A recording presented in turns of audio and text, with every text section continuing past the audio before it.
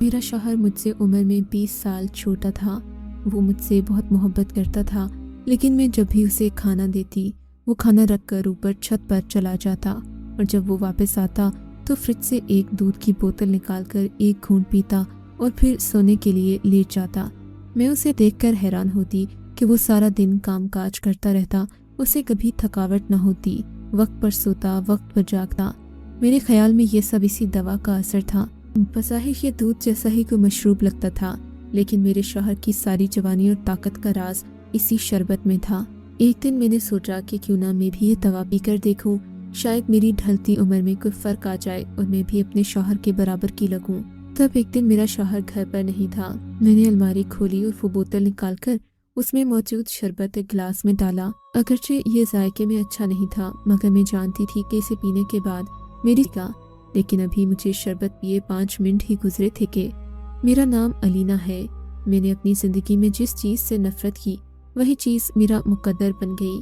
جب میں چھوٹی سی ہوا کرتی تھی، ہمیشہ یہی سوچا کہ میری شادی کسی ایسے شخص سے ہو جو میری ذمہ داری اٹھائے، عمر میں مجھ سے اتنا بڑا ہو کہ میں اس سے بڑھاپے میں بھی جوان نظر آؤں۔ میری سہیلیاں اس بات پر ہنسا کرتی تھیں، کہتی کہ خدا کرے تیری شادی کسی 7 سالہ بڈھے سے ہو جائے۔ میں نے سنا تھا کہ عمر سے بڑے مرد عورت کا خیال رکھتے ہیں اور اس کی قدر کرتے ہیں کیونکہ وہ زیادہ سمجھدار ہوتے ہیں۔ حسب توقع میری شادی مجھ سے 10 سال بڑے میرے کزن عمیر سے ہو گئی۔ عمیر بہت خیال رکھنے والے انسان ثابت ہوئے۔ شادی کے بعد انہوں نے میری زندگی کو جنت بنا دیا تھا، لیکن عمیر میں ایک بری عادت تھی کہ وہ اپنے دوستوں کو ہمیشہ گھر لاتے، ان کی خاطر مدارت کرتے اور مجھے کہتے کہ میں بھی ان کے دوستوں کا خیال رکھوں۔ میرے خیال میں یہ بری بات تھی۔ ان کے دوستوں کی نظریں مجھے اچھی نہیں لگتی تھیں، نہ ہی مجھے ان کے سامنے جانا پسند تھا، لیکن عمیر کی خوشی کے لیے میں نے یہ سب بھی ہنس کر برداشت کر لیا۔ ایک دن عمیر نے مجھے بتایا کہ ان کا ایک خاص مہمان آ رہا ہے جس کا مجھے بہت خیال رکھنا ہوگا۔ اب ہماری شادی کو تقریباً 10 سال گزر چکے تھے، ہمارے 2 بچے بھی ہو چکے تھے اور ہم ہنسی خوشی زندگی گزار رہے تھے۔ میں اپنے حالات کے ساتھ سمجھوتا کر چکی تھی۔ مجھے اپنے شوہر کے دوستوں سے کوئی گلہ نہیں تھا۔ وہ آتے، میں ان کی خاطر مدارت کرتی، وہ بھی مجھے بھابھی کہہ کر پکارتے۔ تب میں اس سب کی عادی ہو گئی تھی کہ ایک دن میرے شوہر نے بتایا کہ آج ایک نیا مہمان آ رہا ہے، اس کا تم نے خاص خیال رکھنا ہے، وہ دور دراز کے علاقے سے تعلق رکھتا ہے، 1-2 دن میں واپس چلا جائے گا، تم اس کے لیے کچھ خاص کھانا بنا لینا۔ میں نے یہی سوچ کر اپنے نئے آنے والے مہمان کے لیے کھانے کی تیاری شروع کر دی۔ بچوں سے کہہ کر بازار سے اچھی خاصی کھانے کی چیزیں منگوائیں، جبکہ گھر پر بھی 3-4 ڈشز بن چکی تھیں۔ شام کے 7 بجے میرے شوہر نے دروازہ کھٹکھٹایا۔ میں نے جا کر خود ہی دروازہ کھولا تو ان کے ساتھ ایک 20 سالہ خوبصورت نوجوان کھڑا تھا۔ نوجوان کا حسن، خوبصورتی اور اس کے نئے نقش ایسے تھے کہ میں اسے دیکھتے ہی حیران رہ گئی۔ وہ کسی اور ہی دنیا کا معلوم ہوتا تھا۔ اس قدر حسین چہرہ میں نے اپنی زندگی میں نہیں دیکھا تھا۔ اس کی خوبصورتی ایسی تھی کہ میں نظریں ہٹائے بنا نہیں رہ سکی۔ میں اسے دیکھتی ہی چلی گئی۔ مجھے احساس تک نہیں ہوا کہ میرے شوہر میری حیرانگی کو دیکھ رہے ہیں۔ بہرحال جلد ہی میں اپنے ہوش و حواس میں واپس آ گئی، مگر عورت کے اندر اللہ تعالیٰ نے یہ حس رکھی ہے کہ وہ مرد کی نظروں سے اس کی آنکھوں میں موجود اپنے لیے احساسات پہچان لیتی ہے۔ میں نے بھی جب عاقب خان کو پہلی بار دیکھا تو مجھے اس کی نگاہوں میں اپنے لیے پسندیدگی نظر آئی، مگر میں ایک شادی شدہ عورت تھی۔ چند لمحوں کے لیے کسی کو پرکشش محسوس کرنا ایک الگ بات تھی، لیکن ایک شادی شدہ عورت اپنے شوہر سے بددیانتی کرنے کا تصور بھی نہیں کر سکتی۔ میں نے بھی سوچ لیا کہ اس بات کو اپنے دل میں ہی دبا دوں گی، دوبارہ کبھی عاقب خان کی طرف نظر اٹھا کر بھی نہیں دیکھوں گی، اور میں نے ایسا ہی کیا۔ میں نے اپنے بچوں ہی کو کھانا لگانے کے لیے کہا اور خود اپنے کمرے میں بیٹھ کر کھانا کھانے لگی۔ میں اس شخص کے سامنے دوبارہ جانا نہیں چاہتی تھی جس کی ایک نظر نے مجھے گھائل کر دیا تھا، مگر رات کو جب میرے شوہر کمرے میں آئے تو کہنے لگے، تمہیں عاقب خان سے اس طرح کا رویہ نہیں رکھنا چاہیے تھا، وہ اس شہر میں نیا ہے اور ویسے بھی ہم دونوں کے لیے وہ چھوٹے بچوں کی طرح ہے، ہم اس کا خیال رکھیں گے تو وہ ہمارے بہت کام آ سکتا ہے۔ وہ اپنے الیکٹریشین کی دکان تھی۔ انہوں نے ہمیشہ رزق حلال ہی کمایا تھا، مگر نہ جانے کیوں وہ لوگوں کے آگے اتنے بچ جاتے کہ مجھے ان کی کمائی پر حرام کا گمان ہونے لگتا۔ وہ لوگوں کی بہت خوشامدیں کرتے اور شاید یہ شخص بھی انہی میں سے ایک تھا جسے وہ اپنی خوشامد کے تحت اس گھر لائے تھے۔ کہ شاید وہ دوسرے شہر سے ان کو کچھ مال بھجوا سکے جس سے ان کی دکان میں ان کو منافع ہوگا۔ میرے شوہر کی نیت غلط نہیں تھی، لیکن ان کا یہ طریقہ بھی مجھے پسند نہیں تھا۔ بہرحال میں نے تو دل میں تہیہ کر لیا کہ اب عاقب خان کی طرف مڑ کر بھی نہیں دیکھوں گی، لیکن میں جہاں تک اس معاملے سے بچنا چاہ رہی تھی، حالات میرے لیے اتنے ہی مشکل ہو گئے۔ اگلے دن میں گھر پر کام نپٹا رہی تھی کہ دروازے پر دستک ہوئی۔ میں نے دروازہ کھولا تو سامنے عاقب خان کھڑا تھا۔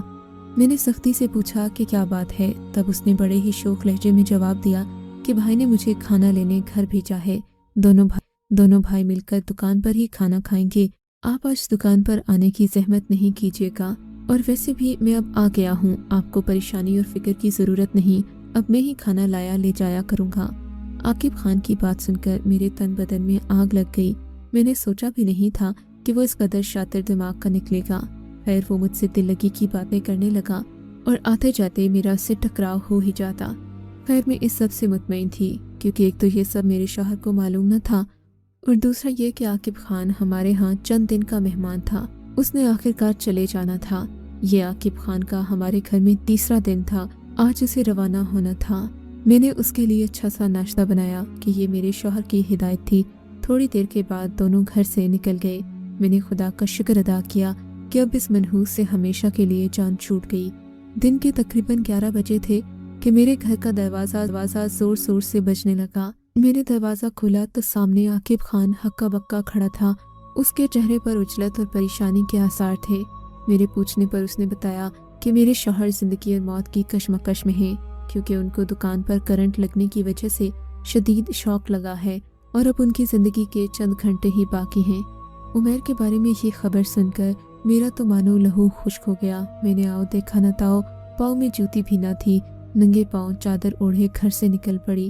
عاقب خان مجھے رکشے میں بٹھا کر ایک ہسپتال لے آیا۔ ہسپتال کے کمرے میں پہنچ کر میرے تو ہوش ہی اڑ گئے جب میں نے اپنے شوہر کو زندگی اور موت سے لڑتے دیکھا۔ جلد ہی میرے شوہر کے رشتہ داروں کو بھی خبر ہو گئی۔ سب ہسپتال میں جمع تھے، کسی کو اندر جانے کی اجازت نہیں تھی۔ مجھے صرف چند لمحوں کے لیے اپنے شوہر کے پاس جانے دیا گیا، لیکن وہ ان کے آخری لمحات تھے۔ میں ان کا ہاتھ تھامے بیٹھی آنسو بہا رہی تھی۔ مجھے ان کی آنکھوں میں انکہی باتیں دکھ رہی تھیں۔ وہ کچھ مجھ سے کہنا چاہتے تھے لیکن کہہ نہیں پائے، اور پھر ان کی آنکھیں بے نور ہو گئیں۔ وہ ہمیشہ کے لیے مجھے چھوڑ کر اس دنیا سے دوسرے جہاں چلے گئے۔ ایک لمحے میں بے آسرا ہو گئی تھی۔ میرے تو جیسے سر سے چھت چھن گئی تھی، سر سے چادر اتر گئی تھی۔ میری بے بسی اس لمحے کو دیکھنے والی تھی۔ میں اپنے شوہر کو یاد کر کے روتی تو کبھی اپنے گلے شکوے اور لڑنے کی عادت پر خود کو کوستی۔ اسی طرح کب 40 دن گزر گئے پتہ ہی نہیں چلا، اور جب میں اپنے شوہر کے غم سے باہر آئی تو مجھے احساس ہوا کہ دنیا کس قدر بے رحم اور ظالم نظر سے عورت کو دیکھتی ہے۔ میری ساس بوڑھی خاتون تھی، میں ان کے ساتھ رہتی، لیکن ان کے باقی بیٹے اب انہیں اپنے ساتھ لے جانا چاہتے تھے۔ وہ مجھ سے محبت کرتی تھیں، میرے ساتھ رہنا چاہتی تھیں، مگر دنیا کے آگے کب میری عدت پوری ہوتے ہی میری ساس بھی اپنے دوسرے بیٹے کے ساتھ رہنے چلی گئی، اور میں اپنے 2 بچوں کے ساتھ اس گھر میں اکیلی رہ گئی، جہاں اپنے شوہر کی یادیں پل پل مجھے بے چین کرتیں۔ میں نے دل میں تہیہ کر لیا تھا کہ ساری زندگی اپنے شوہر کی جگہ کسی کو نہیں دوں گی، مگر میں نے سوچا نہیں تھا کہ میرے لیے زندگی اس قدر تنگ کر دی جائے گی۔ ایک دن میں اپنے کمرے میں اپنے بچوں کے ساتھ سو رہی تھی۔ رات کا نہ جانے کون سا پہر ہوگا کہ دروازے پر کسی نے دستک دینا شروع کر دی۔ میں بہت گھبرا گئی۔ میں اٹھ کر بستر سے بیٹھ گئی۔ میں نے سوچا کہ دروازہ کھول کر دیکھتی ہوں، شاید کوئی مجھے یہاں بات بتانے آیا ہو کہ میرے شوہر کے جاننے والے بھی بہت تھے اور سبھی ان کے اچھے اخلاق سے متاثر تھے۔ یہی سوچ کر میں دروازہ کھولنے ہی لگی تھی کہ مجھے باہر سے سرگوشیوں کی آواز آئی۔ اسی لمحے میں نے دروازے کی کنڈی کو پہلے سے بھی زیادہ مضبوطی سے بند کر دیا اور ایک سوراخ سے باہر دیکھنے لگی۔ یہ جان کر میرے قدموں تلے سے زمین ہی نکل گئی کہ دروازے کے آگے ایک نہیں بلکہ 3 آدمی کھڑے تھے۔ ان سب کے تیور کسی شکاری سے کم نہیں تھے۔ وہ لمحہ میرے دل میں کسی خوف کی طرح بیٹھ گیا۔ میں نے جلدی سے کپڑوں والا صندوق گھسیٹ کر دروازے کے پاس لایا اور اسے دروازے کے ساتھ لگا کر خود کھڑی ہو گئی۔ باہر موجود آدمی دروازہ مسلسل بجا رہے تھے۔ میں نے نہایت ہی چالاکی سے اور نفاست سے دروازے کے آگے تقریباً سبھی بھاری چیزیں رکھ دیں، اور پھر وہی ہوا جس کا مجھے ڈر تھا۔ تھوڑی ہی دیر میں انہوں نے دروازے کو مزید پیٹنا شروع کر دیا۔ मैंने वो कपड़े जो ट्रंक से निकाल रखे थे सारे के सारे दोबारा ट्रंक में भरना शुरू कर दिए। अब ट्रंक दोबारा से वजनी हो चुका था। उसके ऊपर 1-2 कुर्सियां रखने के बाद मैंने अंदर वाले कमरे का दरवाज़ा खोला और बच्चों को लेकर वहां चली गई। मुझे अपने शौहर की याद रुला रही थी। सोचा नहीं था कि उनके जाते ही दुनिया इस कदर जालिम हो जाएगी। वो आदमी दरवाज़ा खटखटाने के बाद न जाने खुद ही कैसे चले गए। शायद उनको किसी ने रोका होगा या वो किसी के डर से खुद ही हट गए होंगे। वो रात मैंने बहुत मुश्किल से गुजारी। मारे खौफ के मैं लरस रही थी। 1-2 दिन में मेरी इद्दत पूरा होना थी। मैंने सोच लिया कि अब इस घर में नहीं रहूंगी। अम्मा अब्बा के घर चली जाऊंगी, भाभीयों के ताने सह लूंगी, लेकिन अब अपने शौहर के घर पर नहीं रहूंगी, चाहे कुछ भी हो जाए। अब मुझे अपनी ज़िंदगी में समझदारी से फैसला करना होगा कि मेरे साथ मेरे बच्चों की जिम्मेदारी भी मुझ पर है। अगले दिन मैं अपना सामान पैक कर रही थी, क्योंकि 2 दिन के बाद मेरी इद्दत ख़त्म होना थी। सभी रिश्तेदार मेरे शौहर की मौत से समझौता कर चुके थे। किसी को याद तक नहीं था कि मैं बेवा हो चुकी हूँ। मैंने अपना सामान वगैरह बांधा और घर के एक कोने में रखकर बाकी चीज़ें समेटने लगी कि तभी आकिब खान घर आ गया। उसे अचानक 3 महीने के बाद घर पर देखकर मुझे हैरत भी हुई और बुरा भी लगा। अपने शौहर की वफात के बाद मैंने उसे एक बार भी अपने घर नहीं देखा था। खैर, उसने बताया कि कुछ दिन पहले ही वो शहर में दोबारा आया है। उसे कोई ज़रूरी काम पड़ गया था। मेरे शौहर के कफन दफन से फारिग होने के बाद वो यहाँ से चला गया था। काफ़ी देर बातें करने के बाद वो मुझसे बोला कि मुझे आपकी बेवकी का बहुत अफसोस है। मैं जानता हूँ कि अब आपकी इद्दत पूरी हो चुकी है, सो आपको यही मशवरा दूंगा कि आप दोबारा शादी कर लें। इस दुनिया के अज़ाइम बेवा औरत के लिए कभी भी साफ और नेक नहीं होते। उसकी बात से मैं अब मुत्तफिक थी। शायद 3 महीने पहले वो ये बात कहता तो मैं गुस्से से भड़क उठती, उसका सर ही फाड़ देती। लेकिन अब रोज़ बरोज़ गलीज़ नज़रों का सामना करने और घर पर और अपने ही घर पर खौफ से घुटने के बाद मुझे एहसास हुआ था कि एक औरत को मर्द का सहारा कितना ज़रूरी है। आकिब के मशवरे पर मैं संजीदगी से सोच रही थी, मगर मुझसे कौन शादी करेगा आकिब? अब इस उम्र में 2 बच्चों के साथ मैं किसको कबूल होंगी? मेरी बात पर आकिब की आंखों में चमक आ गई। अगर आप बुरा न माने तो एक बात कहूँ, उसने झिझकते हुए कहा। कहो, इसमें बुरा मानने वाली क्या बात है? मैं आपसे शादी करना चाहता हूँ। आपके बच्चों को अपना बच्चा समझकर प्यार दूंगा। बस आप इनकार मत कीजिएगा। मैंने जब से आपको देखा है मैं आपको पसंद करता हूँ, लेकिन पहले आपके शौहर मेरे दोस्त थे, इस हिसाब से आप मेरे लिए बहनों जैसी थी। लेकिन अब हालात ऐसे हैं कि मैं अगर आपको किसी दूसरे रिश्ते में भी देखना चाहूँ तो इसमें कोई बुराई नहीं है, बल्कि आपको मेरी मोहब्बत पर खुद यकीन आ जाएगा तो आप खुद को दुनिया की खुशकिस्मत तरीन औरत समझेंगी।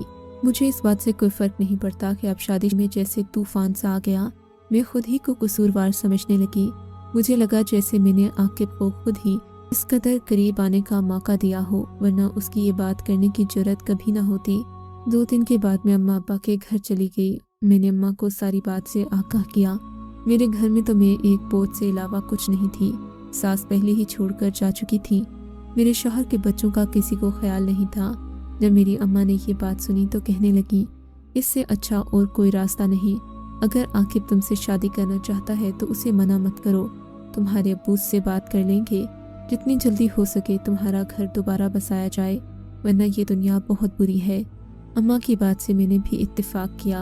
अब मुझे इस बात से कोई फ़र्क नहीं पड़ता था कि मेरी शादी किससे हो रही है और मैं कहाँ ज़िंदगी गुजारूं। बस फ़र्क इस बात से पड़ता था कि मेरे बच्चे महफूज रहें और मैं एक 4 दीवारी में इज्जत की रोटी खा सकूं। मेरी शादी आकिब से 2 महीनों में कर दी गई थी। आकिब मुझे पाकर यूं खुश था जैसे मैं उसकी पहली मोहब्बत हूँ या कोई नौउम्र लड़की हूँ। आकिब की इन बातों पर मैंने कभी यकीन नहीं किया था, लेकिन शादी के बाद वो वाकई एक अच्छा शौहर साबित हुआ। लेकिन ज़माने वाले कब किसी को खुश रहने देते हैं। कुछ ही अरसे में मेरे रिश्तेदारों ने बातें बनाना शुरू कर दी। कोई मुझे बूढ़ी घोड़ी लाल लगाम कहता तो कोई और लक़ब से नवाजता। मैं इस सब से परेशान होकर आकिब से कहती तो वो मुझे तसल्ली देता। फिर एक दिन वो घर आया, मुझसे कहने लगा, लगता है हमें यहाँ कोई खुश कभी नहीं रहने देगा। अच्छा है कि मैं तुम्हें यहाँ से लेकर कहीं और चला जाऊँ, हमें इस दुनिया के तानों का सामना ही ना करना पड़े। तुम ऐसा करो, ये घर मेरे नाम कर दो, मैं इसे बेच देता हूँ। तुम्हारे शौहर की दुकान भी बेचकर हम किसी और जगह चले जाएंगे।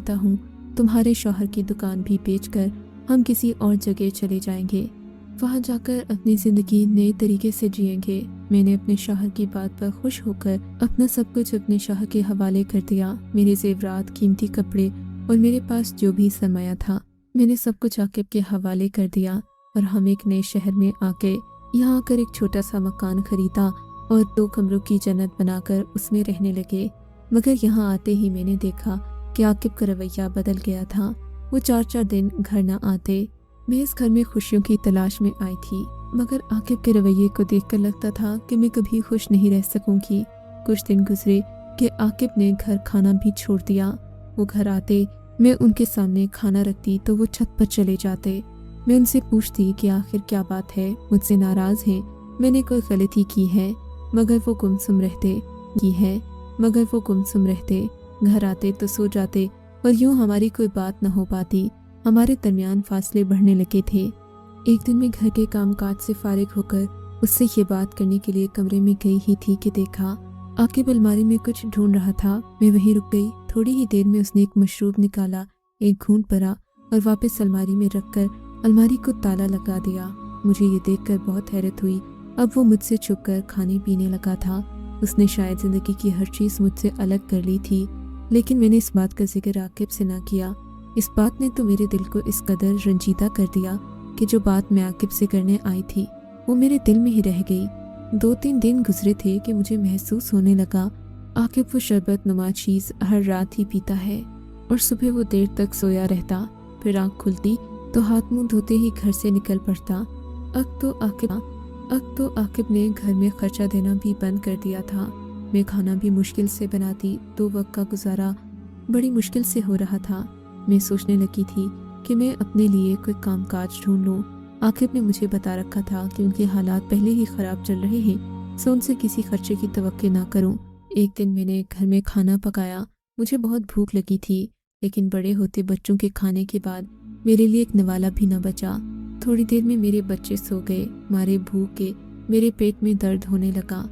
घर में खाने को कुछ नहीं था। मैंने अपने कमरे में आकर शौहर की अलमारी खोली, उसमें से वही सफ़ेद रंग का शरबत निकाला और थोड़ा सा पीने के बाद लेट गई। मैं जानती थी कि वो कोई ताकत की दवा है जिसे पीने से भूख मर जाती होगी, क्योंकि आकिब भी कुछ अरसे से इसी शरबत पर गुजारा कर रहे थे और मैं इस बात की खुद गवाह थी। शरबत पीकर लेटे मुझे चंद मिनट खत्म हो जाए। पानी पीकर खुद को नॉर्मल करने की कोशिश की, मगर ऐसा ना हुआ। पेट का दर्द बढ़ता ही जा रहा था। बिलाखिर मैंने अस्पताल जाने का सोचा, क्योंकि अपनी जान से अहम कोई चीज़ नहीं होती। अस्पताल हमारे घर से 2 मिनट की दूरी पर था। मैं पैदल ही अस्पताल के लिए निकल पड़ी। वहाँ पहुँचते पहुँचते मेरी हालत और ख़राब हो गई। बिलाखिर मुझे एडमिट कर लिया गया। डॉक्टर्स ने फ़ौरन ही मेरे मैदे को साफ़ कर दिया। मारे कमज़ोरी के मुझसे उठा नहीं जा रहा था। शाम तक आकिब को भी इत्तला मिल चुकी थी। वो अस्पताल में मुझे देखने आए और फिर मुझे डॉक्टर्स की इजाज़त से घर ले गए। मैं घर आई तो आकिब मुझसे लड़ने लगे कि मुझे वो दवा पीने की क्या ज़रूरत थी। डॉक्टर भी उनको बुरा भला कह रहे थे कि आप अपनी बीवी का ख्याल नहीं रखते, जबकि वो मुझ पर बरस रहे थे कि मैंने जानबूझकर ये दवा पी ली। मैं हैरान हो रही थी कि आकिब भी तो वो दवा हर रोज़ पीता है, लेकिन उसे कभी कोई ऐसा मसला नहीं हुआ। उस दिन मैंने सोच लिया कि मैं आकिब से एक फासला बनाकर रखूंगी, लेकिन मैं ये जानकर रहूंगी कि आखिर इतना रुपया पैसा जो मेरे शौहर की जायदाद बिकने के बाद मैंने आकिब को दिया था, उसके बावजूद भी हमारे घर के हालात इतने बुरे क्यों थे। मैं आकिब का पीछा करने लगी। मुझे आकिब की हरकतें मशकूक महसूस हो रही थीं। एक दिन उनके घर से निकलते ही मैंने उनका पीछा किया। हैरत की बात यह थी कि आकिब हमारे ही घर से 3-4 गलियां छोड़कर एक इंतहाई खूबसूरत और आलीशान मकान में दाखिल हुए। क्योंकि मैं आकिब के पीछे पीछे ही घर में दाखिल हुई थी, सो किसी ने मुझे रोका नहीं। घर क्या था, मानो हवेली थी, इंतहाई खूबसूरत और सजी सजाई, जैसे यहाँ कभी किसी इंसान ने कदम भी न रखा हो। मैं इस जगह की खूबसूरती को देखती ही रह गई थी। मैं इस घर की हर चीज़ को गौर से देख रही थी। मेरी नज़र आकिब की तस्वीरों पर भी पड़ी, जिसमें वो एक बॉक्सर की तरह मुक्का लहराते नजर आ रहे थे। तब मुझे जाकर मालूम हुआ कि मेरा शौहर एक नामी गिरामी बॉक्सर था और उसके साथ ज़िंदगी में जो कामयाबियां जुड़ी थीं, मैंने उनमें से एक भी कामयाबी का सुख नहीं देखा था। मेरी तो हैरत की इंतहा न रही कि मेरे शौहर की ज़िंदगी ऐशो इशरत से भरपूर थी और इन्होंने शहर के पोश इलाके में एक शादी कर रखी थी जो एक अमीर शख्स की इकलौती बेटी से थी, और मेरे शौहर का ससुर किसी बॉक्सिंग कमेटी का चेयरमैन था। आकिब ने खुद को नौजवान और कंवारा जाहिर किया था। तभी उस आदमी ने मेरे शौहर की जहानत और उनकी काबिलियत बहादुरी से मुतासिर होकर उनको अपनी बेटी का रिश्ता दे दिया। न जाने ये सब खेल कब और कैसे खेला गया, मुझे इस बारे में कुछ मालूम नहीं था। मैं अपने शौहर की बेवफाई पर हैरान रह गई। ये सारी हकीकत जानते ही मैं वहाँ से पलट आई और अपने घर आकर सब कुछ जानते पहचानते भी अनजान बन गई। मेरे शौहर की दूरियां बढ़ते बढ़ते बात यहाँ तक आ पहुँची कि वो इस घर से बिल्कुल कट कर रह गए। मगर मैंने अपने बच्चों के लिए अपने हुकूक का मुतालबा किया। उनसे कहा कि आप मुझे बेशक तलाक दे दें, पर मुझे मेरे बच्चों के खर्चे से महरूम न करें। मेरी ज़िंदगी से जाने का ये रास्ता उनको इतना भला लगा कि वो दोबारा मेरे घर नहीं आए और बच्चों का खर्चा मुझे भिजवाने लगे। आज जिस दिल के साथ मैं जी रही हूँ ये मैं ही जानती हूँ, मगर मुझे खुदा की ज़ात से कुछ शिकवा नहीं कि कम से कम उसने मुझे ज़माने के सामने ज़लील व रुस्वा नहीं किया। मेरा शौहर भले मुझसे दूर सही